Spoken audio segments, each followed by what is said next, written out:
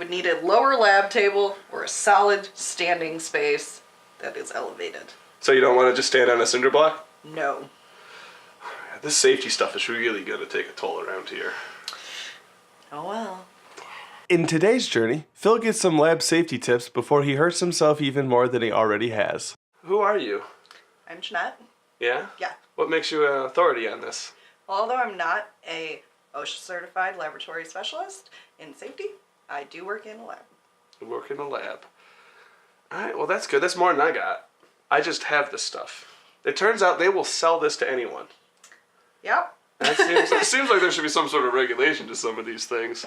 So what we have is 2 hot plates. But what really is the difference between the two? Well, just judging by looking at them, age and company, and possibly the way that they're going to heat.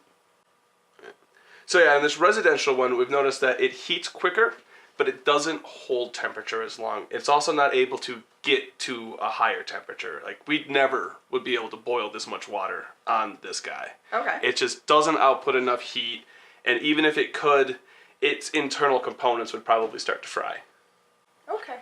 Whereas this guy is a lab grade. This guy is... It's going to be able to boil anything. It'll take stuff up to 400 degrees if you have the time.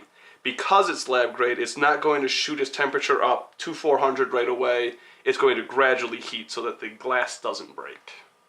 So do you have anything else to add about the hot plates? Well, I would definitely say to read the instruction manuals for both and know the differences between them. Read past page 6. Page 6. Probably also make sure that the amperage doesn't trip your breaker. Definitely. Don't plug all of these into the same breaker. And I would definitely say to use the proper plugs and grounding for each. And make sure that the wires don't get hot. Yep. If your cables are getting hot, something's wrong.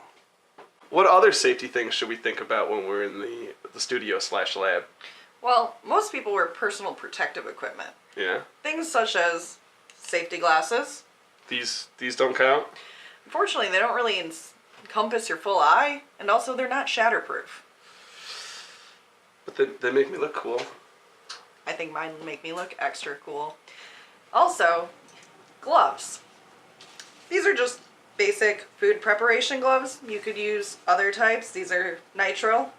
However, they also do have latex. However, latex does have powder, and you may not want to use those for contamination issues. And why would we want to use gloves like that?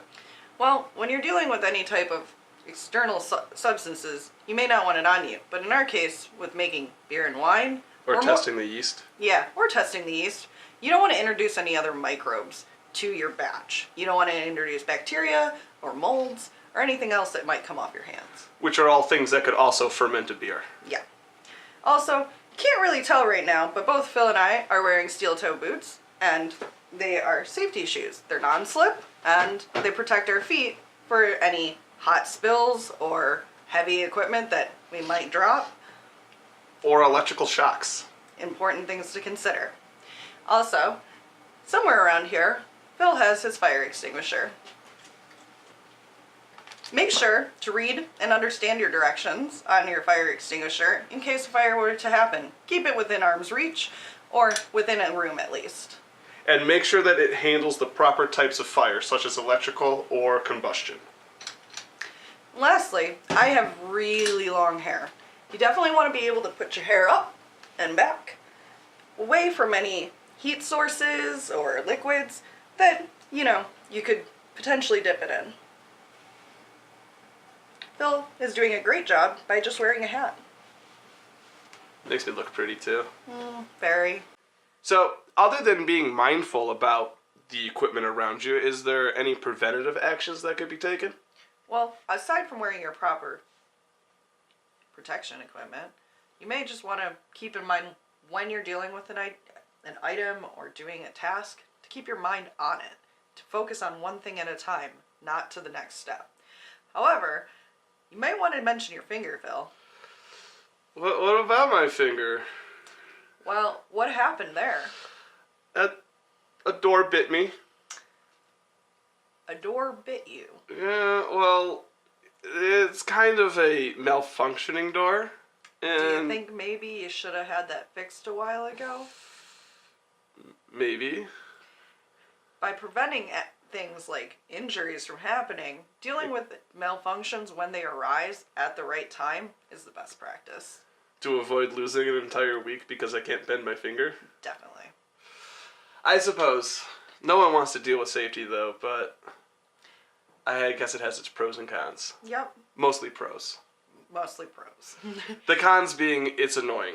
Well, The a lot pros of things are being annoying. you won't die. Yeah. Or And less likely. you won't die. You won't have some maladies there. And, you know, the more you know about safety, the better and easier it is to work with all of your equipment and do your job. What if you see someone else doing something unsafe? You should probably let them know. If you don't feel comfortable letting them know, if you're in a, facility, like a large facility, possibly letting your manager, union person know. Those are important things. But as far as between friends, Phil, I'm going to tell you when you're doing something wrong. I suppose it is just for my own good. Usually it's. Ah, well. Thanks for coming out, telling us how to do everything. And in the future, Phil's going to stop grabbing stuff with his bare hands and use his fancy high-temperature gloves in the future. Mm-hmm. Good job, guys. Except for you forgot to mention the OSHA-approved first aid kit that we also keep on hand at all times because Phil is definitely danger-prone.